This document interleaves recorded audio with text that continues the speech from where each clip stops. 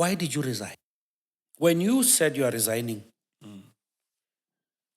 what did your wife say? She was the happiest person on earth.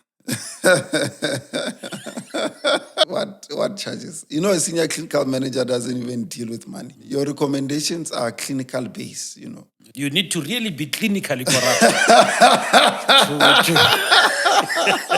We have a Tembisa there, isn't it? No, there's no Tembisa inside it. I'm just saying that people were just... You have accumulated enough. No. I haven't accumulated enough. You wore that tie. Yes. The famous tie. The famous tie. How do you feel having to be an ambassador and an agent of the African National Congress, whereby it is now associated with corruption? And I'm saying that because I've seen this tie of yours on social media being associated with corruption. Yes. This notion that all ANC members are corrupt, my brother, it is blasphemous. Dr. Aaron Mutwaledi invited me to his house. You know that man drives a Corolla, my brother. A man of... I think that's reckless, man. I doubt if Corolla, the airbags are well serviced. Can our minister really do something about that? No. Pharmacist. There's a critical shortage. Very critical shortage, yes. Very critical shortage of healthcare workers. And then you're supposed to see 80 or 100 patients. These are critical people, you know. Some are bleeding. 80 patients? Yes. In a day? In a day. Only DJs can do that. No. We can cater to 80 people at a go. Yeah. You'll see that people have even labeled me the number one cheerleader of Dr. Mikia Ramothwala. Yeah. What are her shortfalls? Look,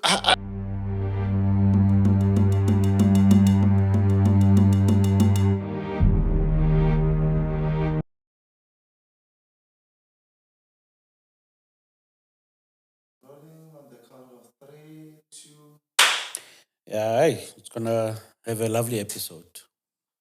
Yeah. Yo, gym. I see you at the gym and a lot. You work out very hard. It's like you have a program. You also run marathons. And maybe as a doctor, why are you doing that? Is it important for us to do that? No, my brother. It's one of the most important things that you must ever do in life. Because I think the mistake that a lot of rich people made, or let me rather say successful people made, is that they focused on getting money, building wealth, and they neglected the most important thing, which is your body. As a doctor, the things that I've seen happening to successful people, and I'm not just referring about ordinary people on the street, even doctors, my close friends, who let their bodies go, who became very fat, very obese, had high cholesterol, and died at a young age. And doctors, why do you drink a lot? Is it something that medical school maybe will stress at your point? I know a lot of doctors, I won't mention them, they drink, they smoke a lot. They even love other activities more than us. Why? They are champions. I'm not going to say sex champions. Yeah, but they are that. No, look, you're very right. And I don't know if maybe it's... I think it's a combination of two or three things. Funny enough, we've had this discussion a few times. I think the first combination, it's an issue of money. Doctors from a young age, who are the only profession where from graduation, you go to an internship where you earn around 40 to 50,000. This is yeah. From start. Yeah. So obviously now you have money, and when you have money, you will want to drink, you'd want to jola and all these things. But I think also compounding that, it is some of the, it's an outlet. It becomes a wrong outlet because doctors are exposed to a lot of things. It's what I think society often forgets, that to see a person who has just had an accident and their stomachs are exposed, it will have a psychological impact on any living being. So doctors then, especially these ones that have not been long in the system, they then pick up that habit that when they want to relax their mind from the stresses, the stories that they've seen, they consume a lot of alcohol. So now when they consume a lot of alcohol, now it becomes addictive because we know that alcohol is one of the most addictive substances that there is. So I think it's a combination of those. And then you then have a big cohort of doctors who are actually very much dependent on alcohol. But they are very functional. Don't get me wrong, they are very functional, but they just love alcohol. And because the money is there, and they also love women. But also women love the title of doctors. It's very easy to get women as a doctor. Maybe I'll tell you my stories where I was convinced maybe I'm a doctor because I used to tell women that I'm a medical doctor. But I wanted to be one. Welcome to another episode of Just Talk with DJ Cappuccino. It's going to be very exciting today. I'm with Dr. Masekamane Mikia Ramothwala. This is a fitness fanatic. Kader, he loves ANC so much. He's a professional. He's got very good experience. And I think he's a promising young man at the age of 36. Has done a lot, and I'm still expecting a lot from him. We have our producer, Dr. Pap Mapota. As I'm saying that we are a podcast whereby the producer is a PhD holder, a doctor, and also congratulations, just got appointed as a lecturer at UNISA now. We've got Banda with us, the guy who's actually busy with our cameras. We've got States also busy with our graphics and everything. We've got Nene busy with our sound systems. We've got Thomas Payton today, who's actually going to be doing a lot of executive production. I know you can see them. Yeah. And my name is DJ Cappuccino. Having a great time with my brother here. Background. Let's start, man, with your background. I believe Ramothwala is a surname that you trace Kozanini. Where are you from? Where did you grow up? What happened? Actually, my brother, I think mine is a rags to riches story. Because I was born in a very small village. Very small. The nearest tar road from our village, it's around 30 kilometers. So that's a deep rural area. Yeah, I'm so sorry. Yes, but I think you went through that, man. Yeah, but I think the tar roads are coming. So yes, I grew up in that village, and I think I was very fortunate that my parents, particularly my father, valued education a lot. So if there's one thing from a very young age that was instilled in us is the power and the value of education. Yeah. To the point that they would buy us these small books called Paul D. Then they'll say that you must read them after school and then you must explain it to them. So growing up, education was very central to our being raised up. And I think that is how education then took me personally from that village to go all the way to the University of Cape Town after I passed matric very well. When I passed matric very well, I got a bursary to go to Cape Town, one of the best university actually in Africa. And then from there, managed to finish. After finishing again, I was able to go to the United States of America to study there in public management. So I think education for me has been the key to many doors. It has opened many opportunities. And that is why I believe in Nelson Mandela's quote that education is the key to the future. What is the name of your village? It's Bochabelo village. Bochabelo. Yeah. And for you to decide your thought process when you decided what where's a medicine, like what happened, what actually inspired you or pushed you to go and pursue such a career? I think it was mostly the influence of my grandmother and my mother. My grandmother, I used to take her to the clinic. So now when I would take her to the clinic, I would admire the work that the nurses were doing. Okay. It was very beautiful work that they were doing. And those nurses then will make me fall in love with the concept of this person was complaining of a big headache, joint pain, couldn't walk properly. They go there, they receive pills, they are done a few things, and then now they are back to normal. So I really admired and I was inspired by that. And then my mother also pushed and motivated me to say, look, one of the best careers that one can ever be in is medicine. So I think it was a mixture of those two things. And I see you served also as a deputy president of the SRC, or UCT. What led you to join politics? I think what led me to join politics is... and getting to pick the party that you even wore that tie. Yes. The famous tie. The famous tie. No. I think, my journey to politics is, it's also influenced by family. Family influence you a lot. I'm sure you know Joshua Matlow. Yes. So Joshua Matlow's village is the village where my mother's from. So one of my maternal grandfathers happened to be very close friends with Joshua from a very young age.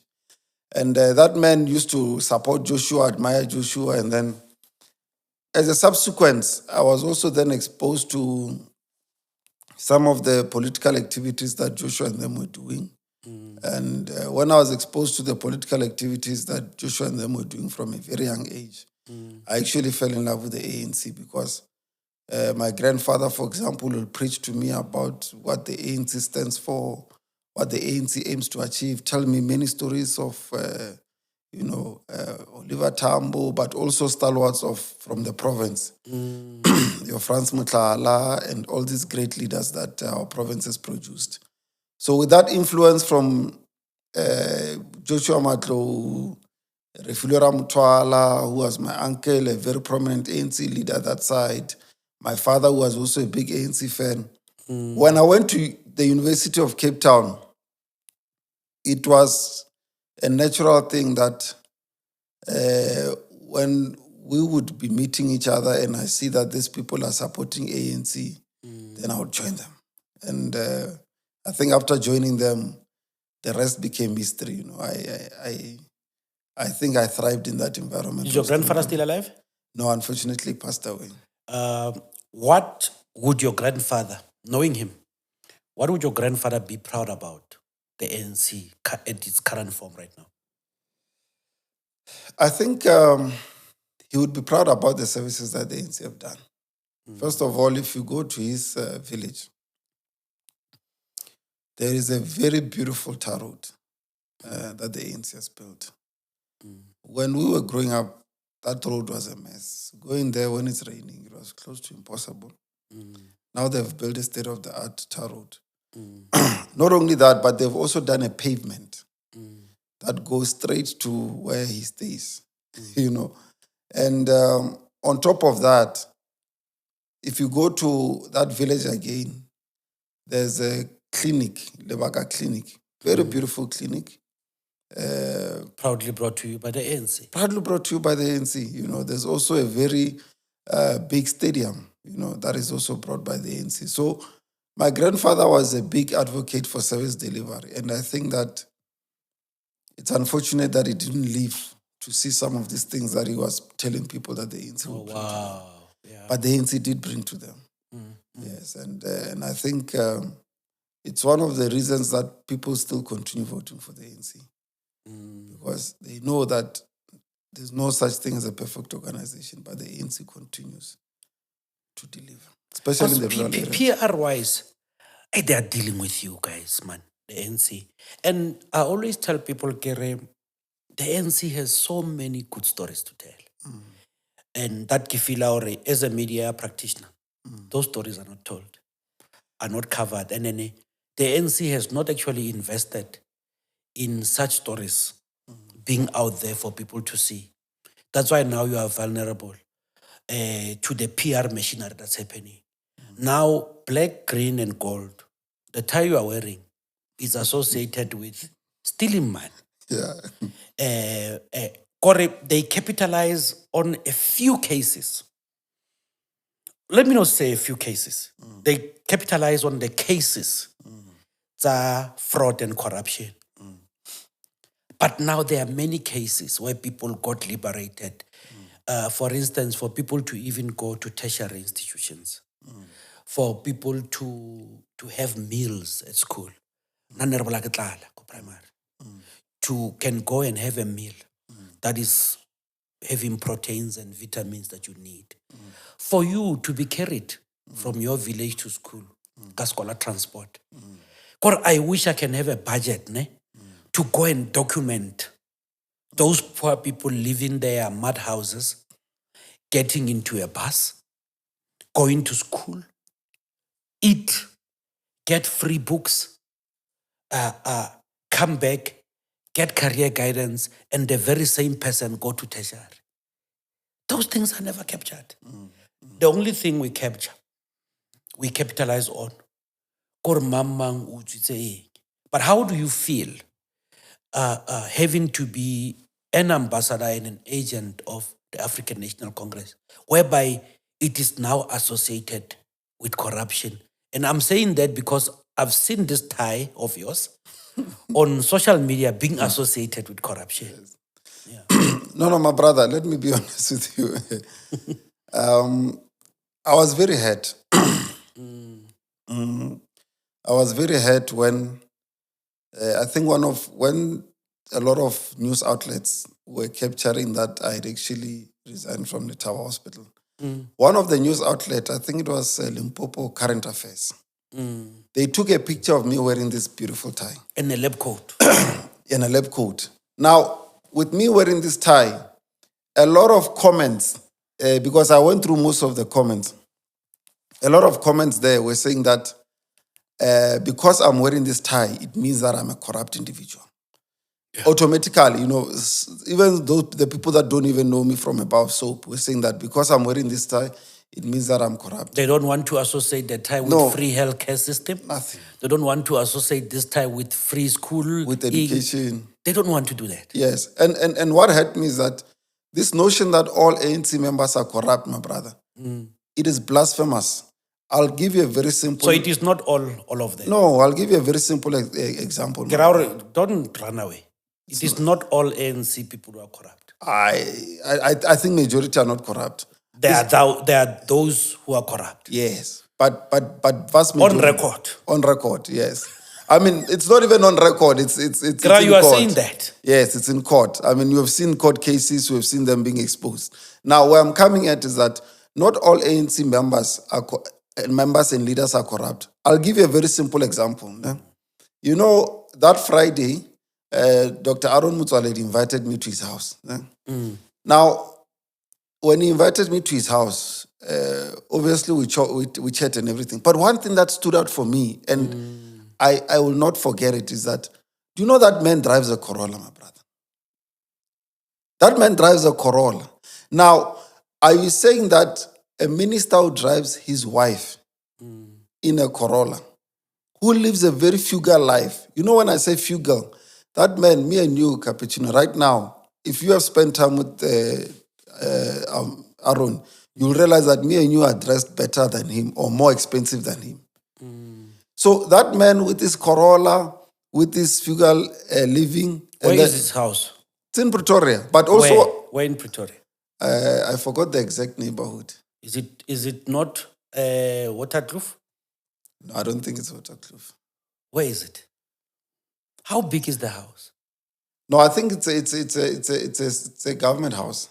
Oh, it's a government house. Yeah, but my issue is that he himself as an individual, he does not live a life of opulence.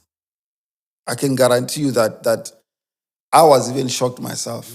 I mean, to be driving, he was even telling me that they were driving to Pukwan, because his home is here in Skukun, in a Corolla. Yeah, but now to accuse such a man of... I think that's reckless, man. I doubt if Corolla, the airbags are well serviced. Can our minister really do something about that? No, no, no, no, no, no, no, no, no, no. Please tell me. But you know what I saw also on social media? They mentioned that there are still people who can still save the NC, and he was on the list. Yes. That going to 2027, Yes. we still have Aaron Motswaledi. Yes. And I was like, oh, wow. And I tried to also think about, I've never heard anything about him. Yes. So maybe, yeah, I understand what you're talking about. But his property portfolio it's incredible. No. I think that if there's one thing that he told me, which because we chat, one thing that he told me is that because he's been in government for so long, Yeah. he felt or he feels that he must build something that can last for the kids. You know, when you invest in property, you're actually investing for your kids.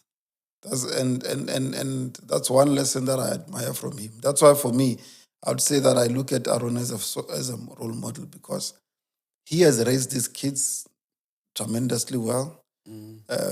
He's doing well for government. He's serving the ANC well. He's representing the ANC well. And he's also very supportive of a younger generation. Is he recruiting you to national government? No, Remember, you qualify. You are young. Yeah. You are capacitated. You are a leader. You are a doctor. Yeah. I mean, there can be corruption there. But did he speak about utilizing your skills in national government? No, we didn't go into that detail, but I think that obviously if there's an opportunity to go there, I'll definitely take it. But I think my main issue, my brother, is that my family is still in Polokwane. My kids are still young. So for me, I'm not in the mood to leave this province yet. Yeah, because my family are still very young. Okay. Yeah. No, I see. You know, I wanted us to discuss the fellowship in public management, the one that you did with Texas Tech University, before we go to Letaba saga. What happened? What is this fellowship about? How did you get it? What did you learn from it? Would you recommend it for any young fellow? Yes, my brother. You know, I was very fortunate, and I think that's why I will not ever think of leaving the ANC. So what happened is that there's an exchange program that South Africa has with the United States of America universities. So I applied for this exchange program. They are basically focusing on people that have good academic background, and then also they have potential, if I can put it. So I was chosen. Then I went to the University of Texas. There were 54 other students from all over Africa. So it's like every country produced one to join me in that country. So as I'm speaking to you, my brother, there's no African country where I can say I don't know a person in that African country. Oh wow! From all the way from That fellowship, yeah. You know, I even knew country. I even heard of countries that I didn't even know existed in Africa. You know, I never knew countries like Mauritania and Togo, and there was a fellow from Gabon, Gambia. So I got to learn and to know about other African countries, and we spent physical time there, learning how to run government because we would put models as to why China runs well. We discuss everything from corruption to governance systems to Chapter 9 institutions to how their bureaucratic system runs. Then we also will come back and look at Africa. You know, we'll do a particular case study. For example, I'll do a case study on South Africa to say, okay, one thing that is helping South Africa function well is because we have a good tax collection system. We have the courts, we have the police and everything. But also what is making us fail is the bureaucratic chains that are there, but also the challenges that we have of corruption. So I learned a lot. I'll be honest with you. It opened my eyes as to why certain countries are rich and why others are poor. Letaba, I think you were at the helm. And was it a contract? No, it was a permanent post as a senior clinical manager where you manage the doctors, the pharmacists, allied and everyone. And you resign. Yes. Before we come to that, in your view, what are the most pressing issues that the Limpopo healthcare system need today? And how do you think they should be addressed? Look, I think the most pressing issue for me currently, and I think a lot of young doctors will agree with me, and pharmacists, there's a critical shortage, very critical shortage, yes, very critical shortage of healthcare workers. We don't have the number of doctors that we need. We don't have the number of nurses that the system needs. We don't have the number of pharmacists that the system needs. But I mean, I understand, especially because I was in there, that this is not just a problem of Limpopo, it's a national problem. I've discussed it many times, even with Aaron. But Tembisa Hospital has enough. No, they don't have enough staff. They don't have enough staff. They don't have enough staff. So it means your medical practitioners are overworked. Yes. And it's really a problem. Big problem. Big problem. And the unfortunate part is that sometimes society blames us. And they blame the nurses. I mean, imagine if, for example, you are a doctor, you are running a casualty being 2, and then you are supposed to see 80 or 100 patients. These are critical people, some are bleeding. 80 patients yes. in a day? In a day. In casualty. At night, you are tired. There's 2 of you. Only DJs can do that. No. We can cater to 80 people at a go. Yes. Yeah, there's a critical shortage. Very critical. And remember, I believe medical field, it doesn't stop after you see a patient. No. There's after you must check, the person come and all these things. And those things are not there. Yeah. Damn, man. And then we have a really, really, really problem. And you woke up and decided I'm resigning. No, it was not just a thing of waking up. There was consultation process that happened with the relevant authorities, the HOD, the DDGs. Who didn't want you there? No, it's not a situation that no one wanted me there, my brother. It's a situation that a good dancer knows when to leave the floor. Because I've seen you praise Dr. Mikia Ramothwala a lot, and I've seen that in ANC politics lately. It's like every cadre has someone to praise daily on Facebook. Yeah. And I must find my person too. Very soon. Every cadre in the morning, ke leadership. The guy of public works, ke mangan? Train, yeah, an extra train, yeah. An extra train warana. That's a leader, man. He's employing people. Our mayor is doing this and that. And Kebonulwena, you are now there. and in my mind, I was like, this person is looking for a job, man. No, my brother, let me correct you. No? Okay, please. Look. For me, I have had that title for a long time. Especially if you're on Twitter, you'll see that people have even labeled me the number 1 cheerleader of Dr. Mikia Ramothwala. Yeah. Look, I don't think I'm a cheerleader. I think that for me, I'm an academic. People forget that I have an MBCHB.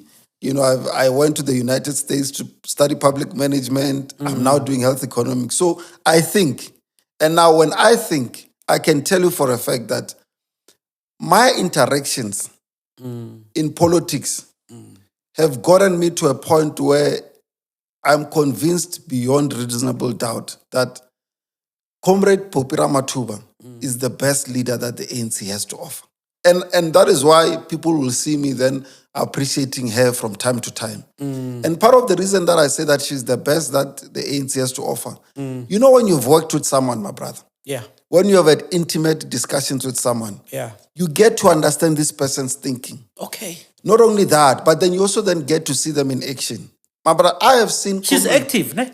Not only is she active, but I've seen her, the societal problems that, for example, we are having, I'll give you a very two practical examples. When I took over it as Letaba, there was no proper orthopedic unit. So meaning that if you broke your bone right now in Zanin, you will wait for 6 months to 8 months for it to be operated in Polokwane. By that time, your bone has not even healed. You have lost your job. Your wife has already left you. Now, when you were working with Pope, she wants things to be fixed now. She wants services to the people. I can tell you that it was during that era that we worked. We managed to get C-arms. We managed to get orthopedic beds. We managed to get an orthopedic unit up and running. We even went as far as a recruitment project. Where have you ever heard of an MEC running a recruitment project? Poppy used to do that. Poppy used to actively engage specialists to say, come and work in my province. Now, as a young leader, when you are seeing this person in action, there's no way that you'll not be impressed, and then you'll not see this person as a good role model. What are her shortfalls? Look, I wouldn't say that she has major shortfalls. I think like any other human being, she's not perfect. But I've not really been exposed to many of her shortfalls, I'll be honest with you. She's accused of being a tribalist. That's a lie. You know, if I can tell you, look, for example, I'm not vendor. And me not being vendor, I was empowered by Pope. I would not lie to you. Why would I say that I was empowered by Pope? It was not true empowerment comes from enabling. Now, when we would have projects like for rural health matters, Pope will delegate strategic responsibilities to me. Yeah. Now, when I had those strategic responsibilities, particularly in Mopani, I would then thrive, do well, and that is a form of empowerment. So that whole notion that she's a tribalist, I think it's a big lie, because they want to discredit her. Yeah, come on, guys. I mean, for me, Mutula alone wagareke mutra. What's our Mutula khona bolela Sepedi ka re ke Mopedi, o khona bolela Setsonga ka re. She's from Potis, ne? Yeah. Or she worked there or something. Yeah, she worked there. So no, they must find something else, but not she's a tribalist, man. You know the structure very well. The management, Department of Health, ne? How is the structure, the upper structure? No, the upper structure is very effective. The HOD, currently the HOD is Dr. Ndomato. And then you have your DDGs, there's two of them. Name them. Dr. Dibakwani. Then there's also Dr. Dombo. CFO Mudau. And then you come, and then you have corporate led by Mawash. It looks like they can hold a meeting in Chivenda. No. If they want to. No. Remember, I'm from indigenous languages. Yes. I advocate for them. Yeah. But it looks like they can have a successful meeting in Chivenda. Well, Dibakwani will not understand Svenda. Mawash will not understand Svenda. So I would say that no. But you know what I'm raising here? I like her energy. I think she's got this positive drive. I don't even know how she does it. That woman is active. But as a journalist, I see things that people write about. Or she has vandalized everything. When you get into Polokwane Hospital, from security Zenda, tuck shop, the cleaners, as they clean, and that's what people have mentioned. But now I didn't believe in the stuff, and I still don't believe in the stuff. But it's people who actually go into that. Now, if it's her shortfall, she need to address it, especially in a province like Limpopo. It might be something that actually people can actually pounce on. These things might have happened without her knowing. You understand that as an MEC, you don't really care much about who's appointed for this and that. But you find that there are people who are dealing with such things. And now it's what it is going to her. As much as now they were accusing her even in the Premier's office. You understand what I'm talking about? So, this is maybe the future of the ANC. She needs to be really cautious about such things. Why did you resign? My brother, I think as I said, they say that a good dancer knows when to leave the floor. What does that mean? So it means that I done all that I could for that hospital. For how long? I've been there for 8 years, believe it or not. And I was the youngest senior clinical manager. Now, having been there for 8 years, I had set up the systems. I had appointed all I needed to appoint. The hospital was running very well, and it's running very well. And it's running. You started at 28. Yes. Wow, man. Yeah, I started at 28. Wow. But the issue is that I was first appointed to act. And I proved myself when I was acting, because it was when I was acting that I did major recruitment drive. Then after I did major recruitment drive, I put proper clinical governance structures in place.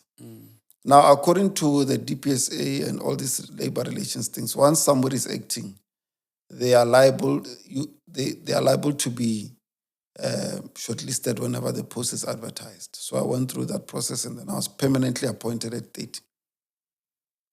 When you said you are resigning, what did your wife say? She was the happiest person on earth.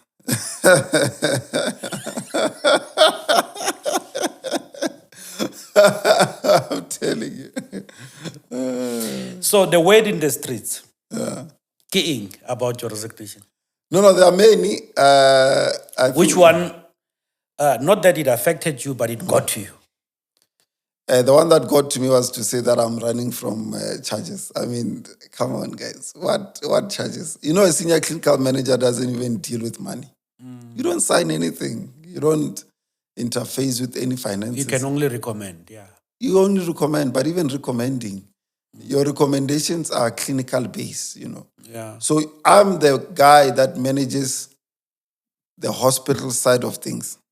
All these other things of finances, monies, and all these things, those things are with the CEO. So you need to really be clinically corrupt.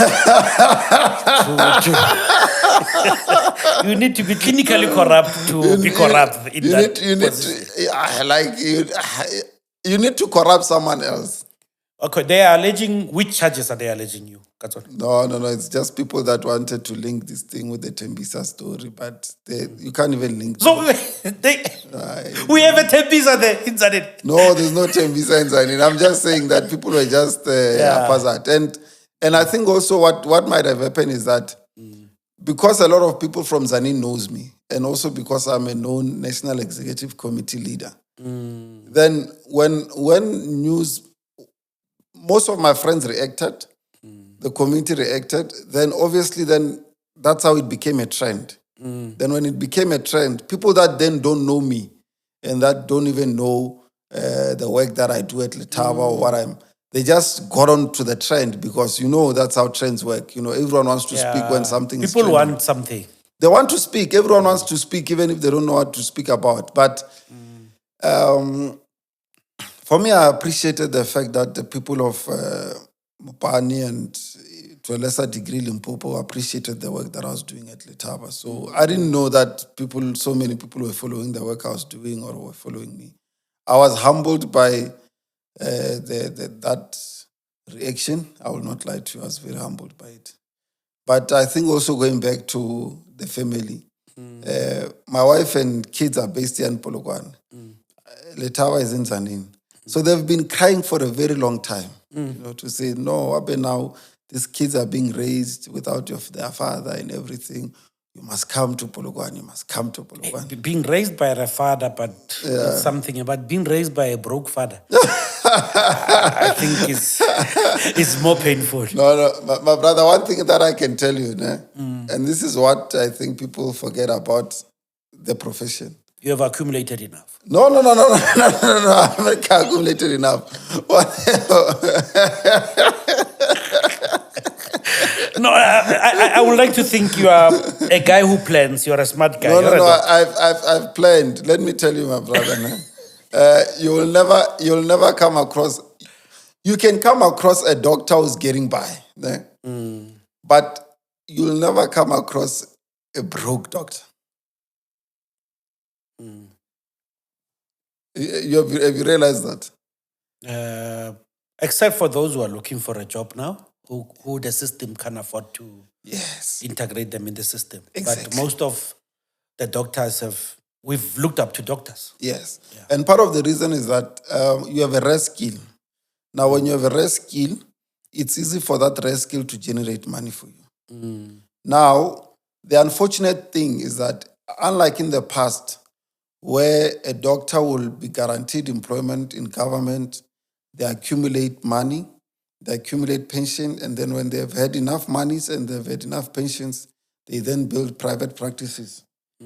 These young ones, unfortunately, don't have that luxury. So, but fortunately, we will help them.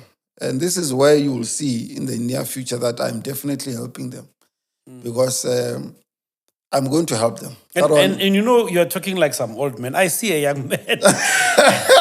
I think you've had a very good career. Yeah, very, very good career. Yeah. Maybe I'm matured. Yeah. Is your wife working for the government? Yes, she's working for the government.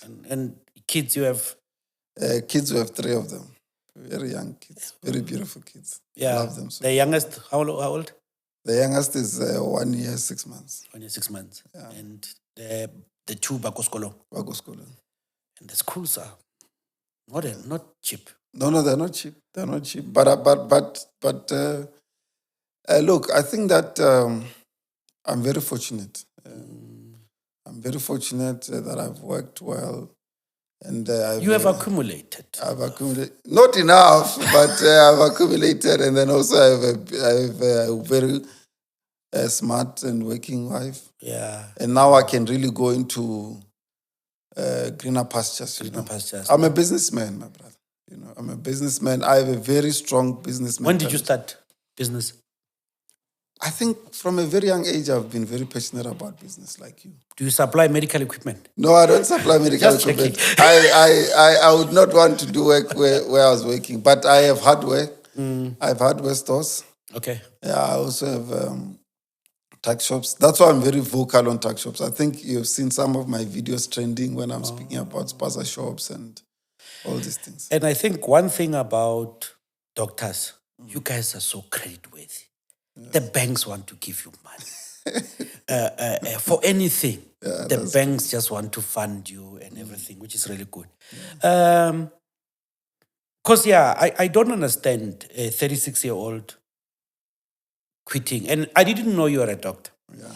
I always saw you at the gym. Focused, you'll work out. I would see like, hey, this guy is in good shape. And I'll come and do that cycling thing of mine, an excuse to watch a podcast as I'm cycling. And then I saw you complaining about a post. Yeah, youth director post. I believe you applied for it. No, I didn't apply for it. Or you were interested in it? Not per se. So I think the issue is that, my brother, as you say, we interact a lot there at gym. And by the way, let me mention DJ Cappuccino. You're also very fit, man. You've lost a lot of weight from the first time that I interacted with you. I think you don't give yourself enough credit as to how much work you've put into getting into shape.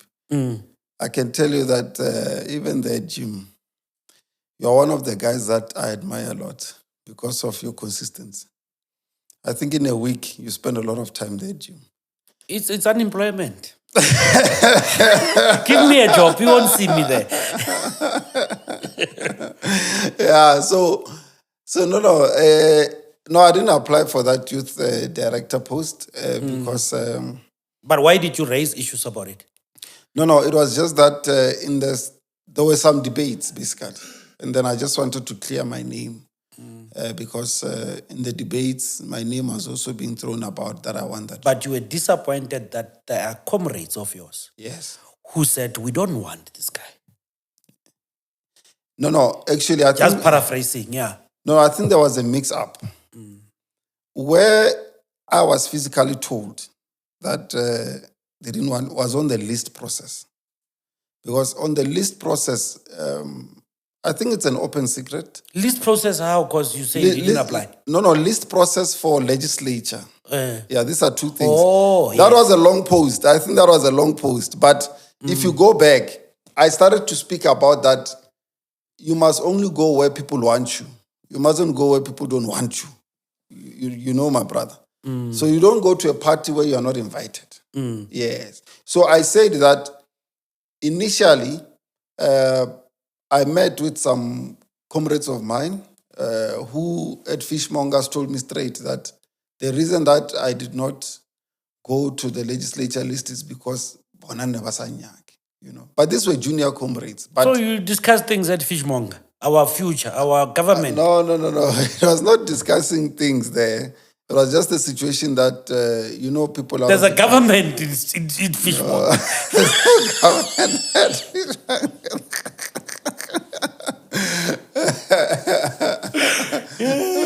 Okay, yeah. So they told you, no, we dealt with you. We dealt with you. Yeah, they told me straight that they dealt with. But I was okay with it. You know, I just, but it was also a learning curve. I don't think you're okay. You raised it. It was a very long paragraph. Yes. Long post. I felt your head. Yes. And by then, that's when I didn't even know you're a doctor. Yeah. Who resigned from a good job. Yeah. And I was like, yeah, hey man, this kid needs a job. It's like this kid is suffering. Because I could feel your cry. Yes. You were crying there. Yeah. And I'm like, Evan, when I check now, I see that something pushed you to resign quickly, which my producer is sending me messages. He's not satisfied with your answer. Yeah. He thinks there could be more. And he's accusing me that I'm not giving you that leverage. You're not giving, you can't say that good dancer knows when to stop. Yeah. But I would think what causes resignation sometimes is clashes with colleagues. And sometimes it's clashes with upper structures where you're not agreeing on things. And I'm thinking that you are being diplomatic about it, but when you say your wife is very happy with that, I think your wife have seen the stress and the strain you took because of that job. I think your wife have seen where you can't even, prepare meals with her or touch her because of the stress. And I also think at the age that you are in, you dealt with so many heavy things and where you went like, my life could be better. It is not worth it. Look, my brother, you are right. You should be a psychologist. You should have gone into psychology. But let me touch into one aspect which you are right that I need to highlight. When I got elected into the National Executive Committee of the ANC Youth League, it became very difficult to be a good senior clinical manager. Why would I say that? Because I'm a person who values positions, you know. Even if you give me a small position and you say that I must sweep the floor, I will sweep it like it's the best job that you've ever given me. Now, when I got elected into the National Executive Committee of the ANC Youth League, I wanted to be a very active National Executive Committee member. I think you've seen that even as the chairperson of the Health Subcommittee, I have done a lot of programs. You know, we've had so many NHI roadshows in many universities. We've launched health and fitness campaigns. We've launched Charlotte Matlete campaigns.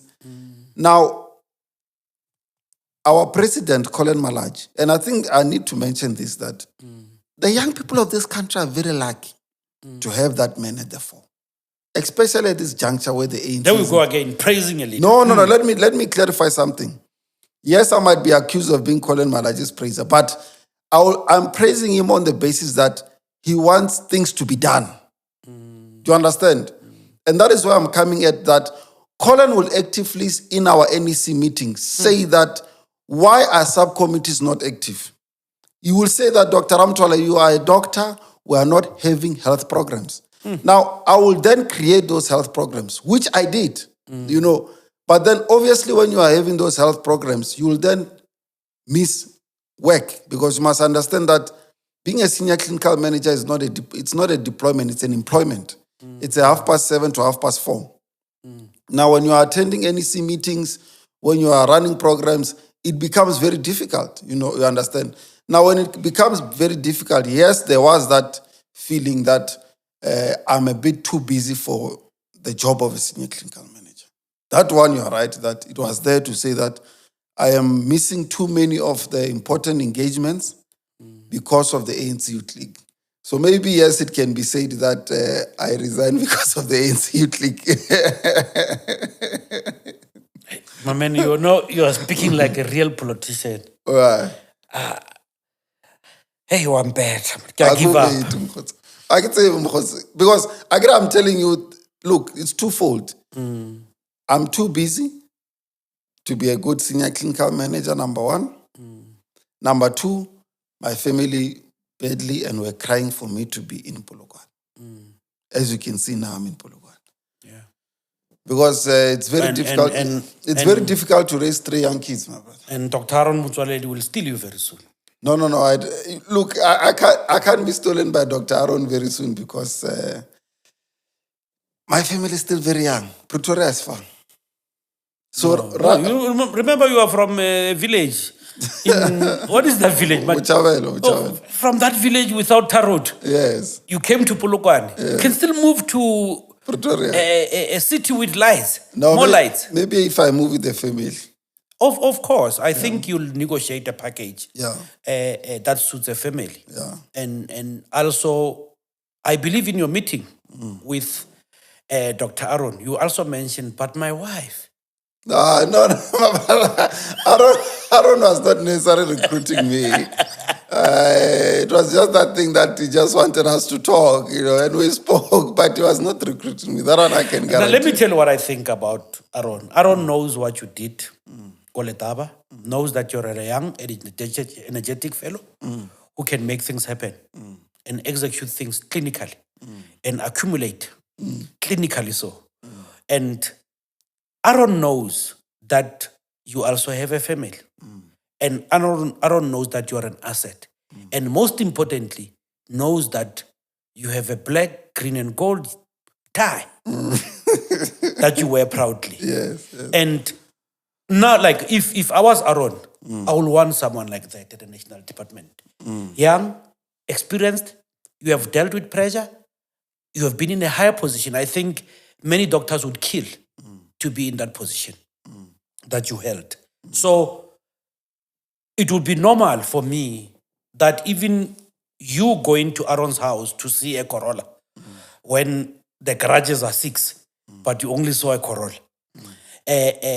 The discussion was, how can I utilize you? And you're agreeing with me. Because I know that we have lie detectors on our podcast. Sometimes when you lie, it shows on YouTube. It shows that, But I believe that it was about how you can be part. And then you had to explain to him. I have 3 kids. The other one, who go Great Man, this other one is 1 year. My wife works at department so-and-so or municipality so-and-so. From what I've accumulated, I still have 7 million rands and businesses that are running that are giving me this much. For me to come to this director position that you want me, it's when my wife can also be considered and everything so that we can move nicely in Polokwane. And Aaron said, I'll see what I can do. My brother. No. I think in the post, look, yes, there were such discussions, but in truth, what we agreed with Dr. Aaron is that we must continue with the work that we're doing for NHI.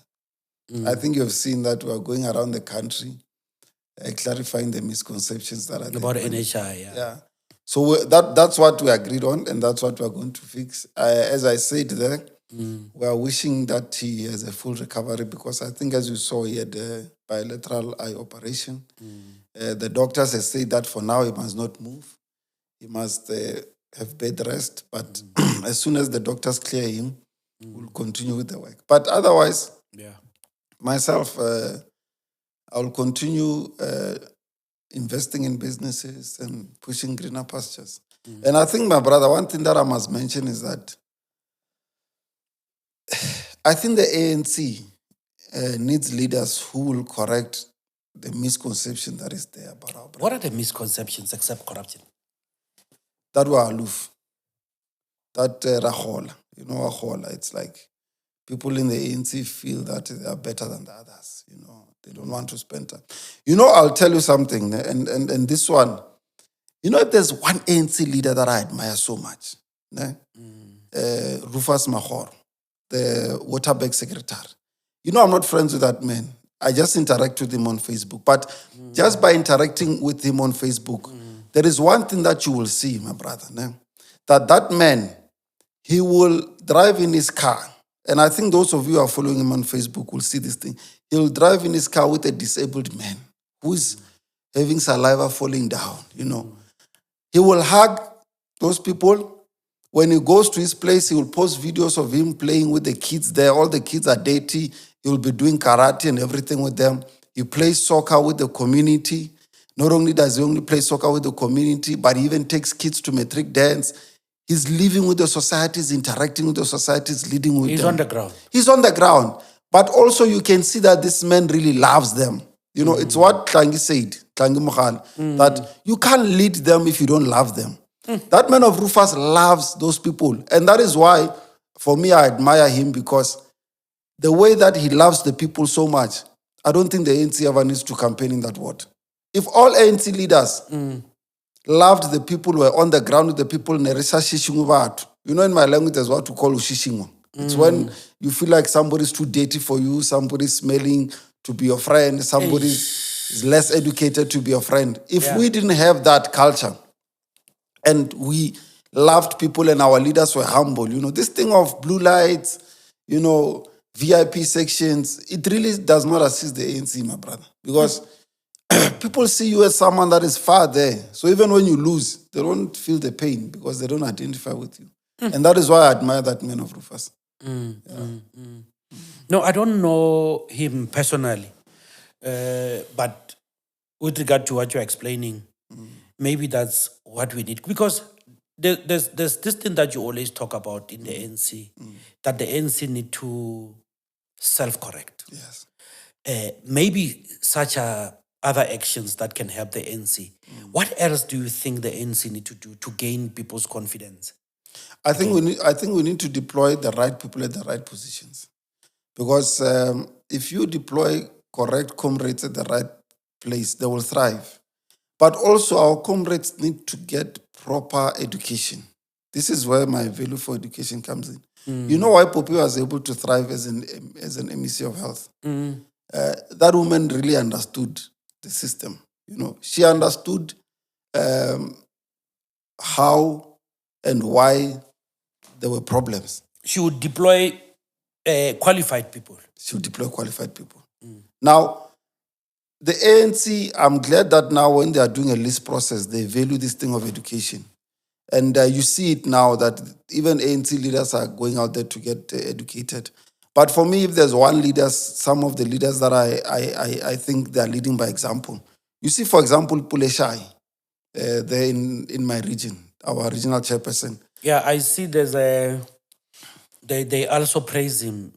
Kana kemang, this Tsonga guy. Tseko. There's a Tsonga guy who's working closely, Puleshai.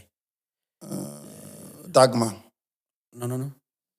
Very man, why in Ravala, this guy? I like him a lot.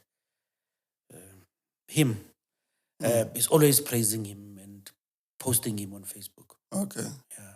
No, look, you know why I think a lot of people admire Pule by leading by example?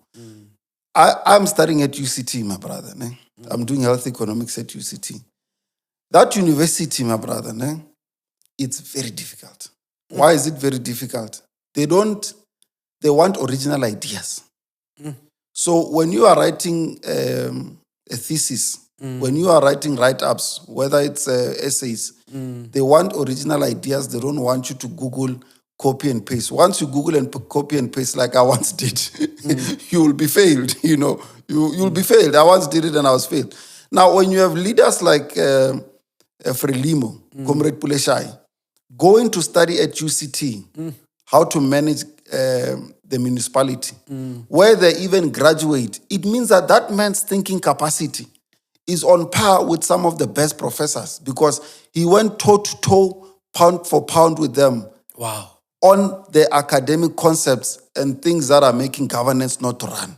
And he graduated. Not Then only, Ngobeni guy, I thought. yes, Peter Ngobeni. Peter Ngobeni is always posting him. Peter Ngobeni poses him because he knows that that man is highly educated. But not only that, he's a good leader. I mean, Pule, like Rufus, as I said, they are humble human beings, you know. I mean, Pule also likes to cut his head normal places. He likes to play these small games with normal people. I think he's grounded. He's very grounded. Yeah, he's one guy who's also grounded. I've seen his, because it's easy to classify cadres. Okay.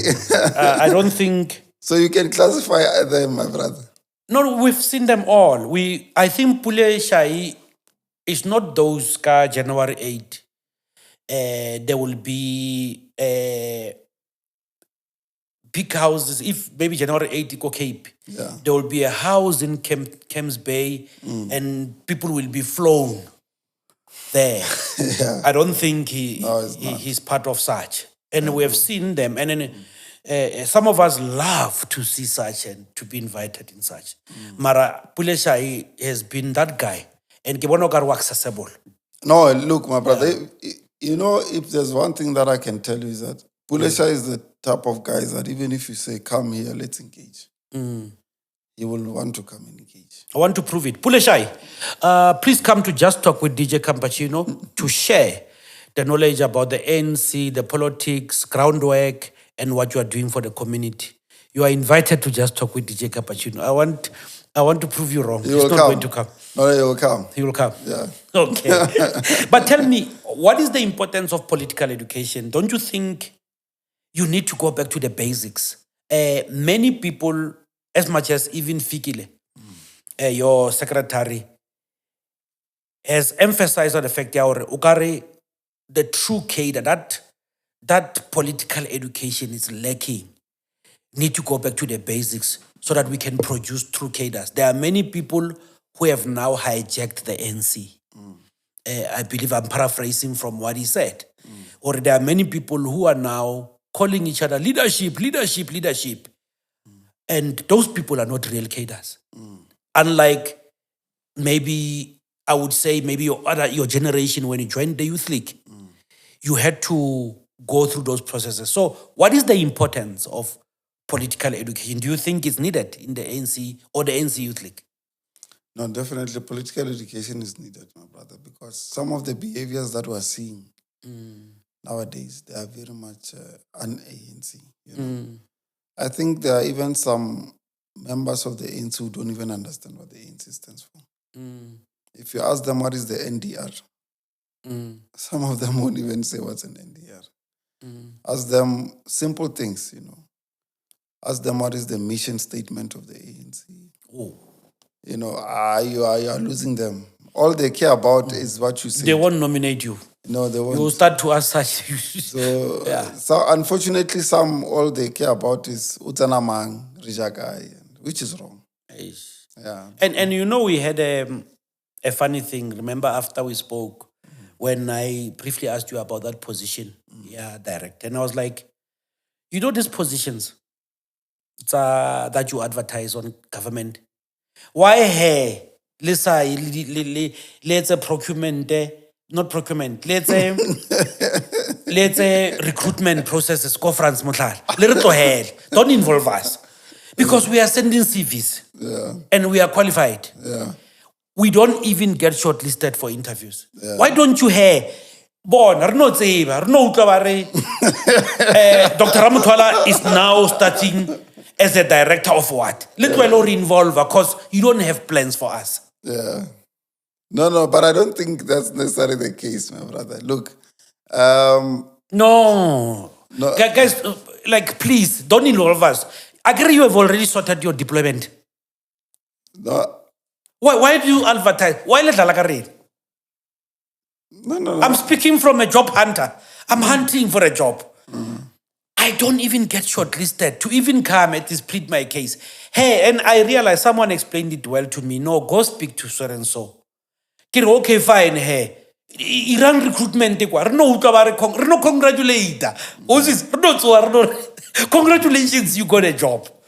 Serious, feelings are No, but I don't think that's the case because sometimes even people that are not politically connected get strategic post. But I think also the misconception is that some ANC comrades get posts because they don't qualify. You know, it's what also was hurting me, where people felt that I was appointed as a senior clinical manager because I was close with Pope. No, people forget. I have an MBCHB from the best university in Africa. And you're a young And I'm a young comrade professional of the youth league. But also beside that, if you look into that post that I had, I was acting in it and I was doing well. Once somebody's acting, even if that person doesn't have the years of experience needed, they automatically qualify to be shortlisted. But also, beside that, I had other qualifications, as I mentioned. I did public management in the United States of America. Even now, I'm furthering myself in health economics. Now, if I now get deployed or appointed anywhere, people mustn't question. But I qualify. If I was the MEC and wanting to appoint someone in your position, I would get someone qualified, someone I'm aligning with politically, someone I can trust and rely on. Yes. And I think that's what Kate Poppy did, and which is nothing wrong with it. There's nothing wrong with it. Thank you. So my point is that with you, you had an added advantage of being in a radar. Yeah, Poppy. And then Poppy is also smart. Yes. To have someone observe you ticked the right boxes. Yes. You understand? Yeah. So that I don't have a problem with. Lynn Naive, I'm a leader. Even here, just talk, a graphic designer. I want someone I'm having access to. Someone I can get, someone I can trust. So that's why I was even also saying to someone that I don't have a problem. I think political deployment, we only hate it when it doesn't support us. But when it does, we keep quiet and we celebrate. We just say, oh, thanks to my ancestors and God, I got a job. But we don't say we were deployed in that particular job. But I want us to now reach a point there, a parting shot, you and me. And I'm going to also open for you to say anything you want to say, whether it's politics, whether it's career-wise. But what I'm saying is that a 36-year-old with such an experience and such a powerful qualification and still developing yourself, I think you're the asset to the ANC.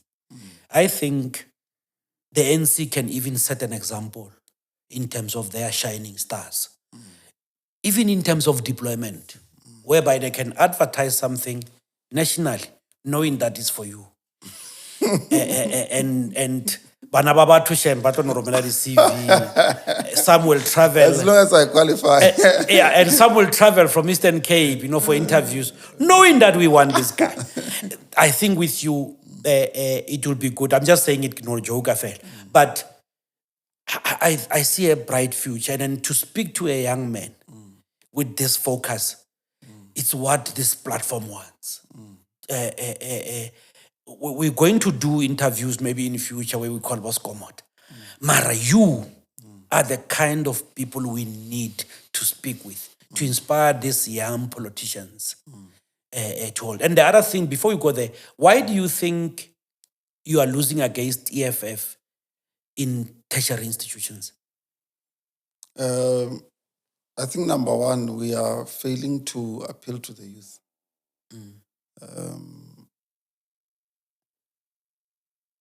Because in universities where the ANC and SASCO becomes active in appealing to the youth, we've done well.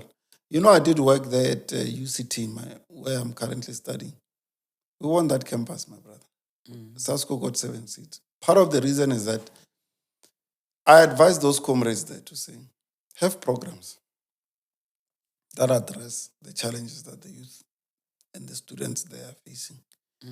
And they did that. That's why you saw me and Aaron going there to address health sector, health students' problems, their employment and everything. Me and Aaron were there until like 1 o'clock in the morning, engaging health campus students. And Together? Yes. In a Corolla?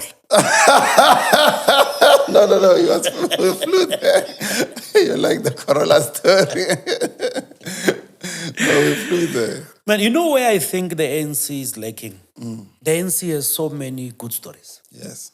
The ANC has failed since 1994 to communicate its wins. And the wins are ANC are all over. Correct. The ANC is even a victim of its own success. The very same people it has promoted and changed their lives, they are the ones who quickly criticize it with the English they got from the ANC. And I'm even seeing the ANC losing an opportunity to use medium like podcasts that are not censored, that are free, that can even access people to utilize. A simple thing of utilizing Just Talk with DJ Cappuccino to push positive stories of the ANC. And those positive stories, you're not going to create them, they are there. You are a positive story of the ANC. From the villages, you went to study. Look at where you are. You are a positive story. That we are communicating as Just Talk, proudly so, to say the ANC has produced.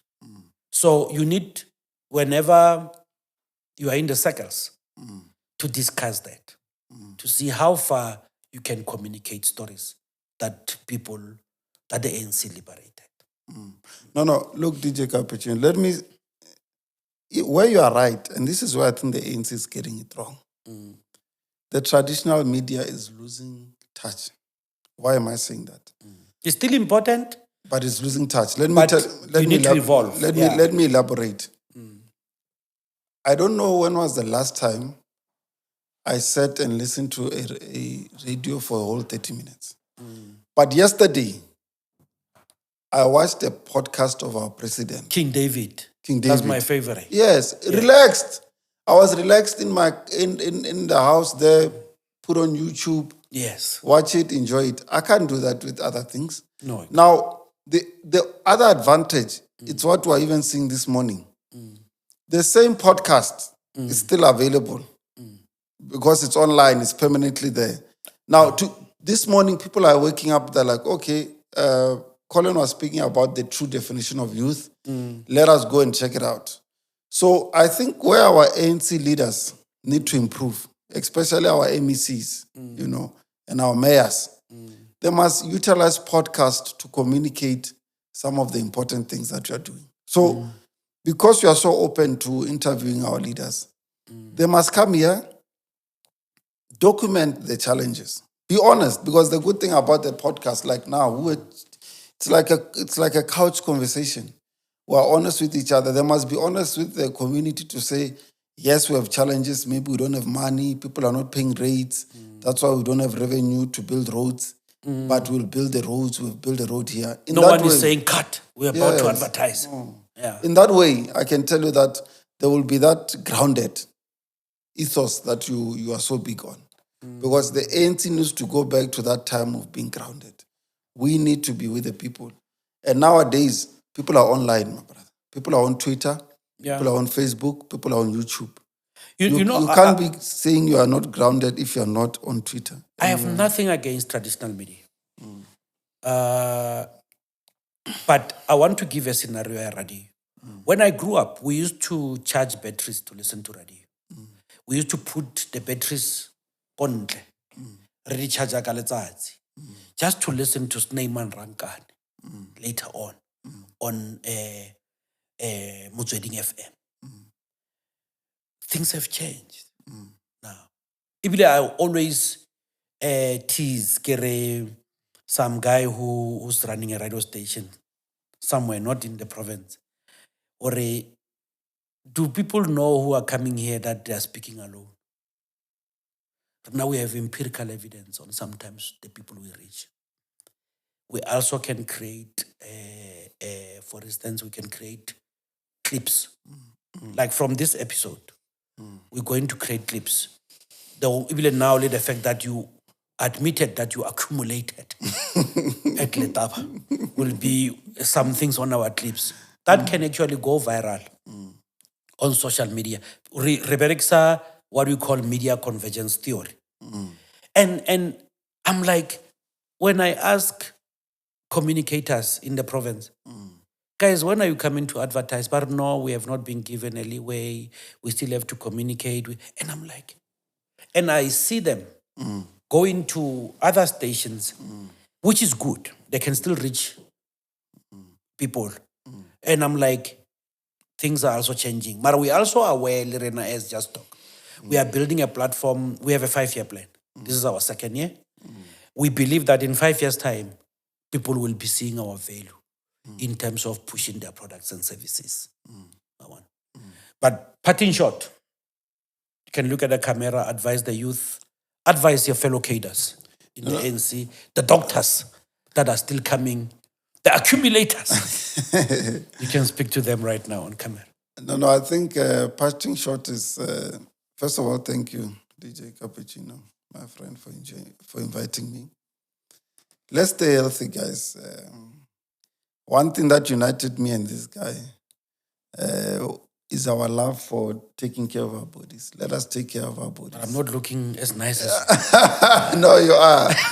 Let's take care of our bodies, guys. Let's work out. Let's exercise because health is wealth. The money that you're accumulating, whatever you're building, if you're not healthy, you're not going to enjoy it. You might die young. We're losing a lot of young, capable people because of non-communicable diseases.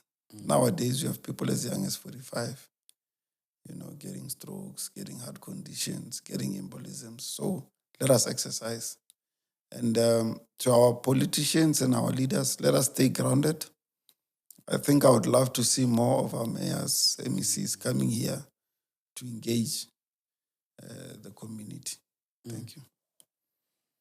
Oh, man, I wish you all the best in business, in job hunting, at national department. I think you're an asset to the country. Thank you. Come on. Just talk with DJ Cappuccino.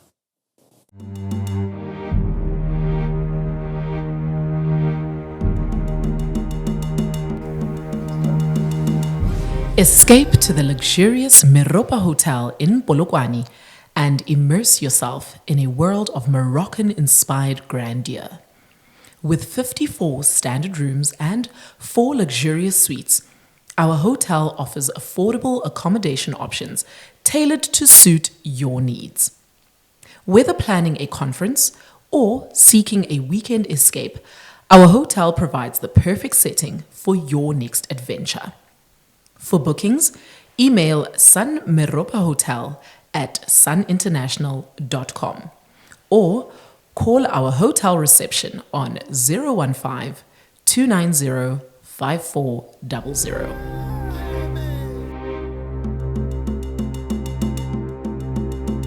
Just talk with DJ Cappuccino.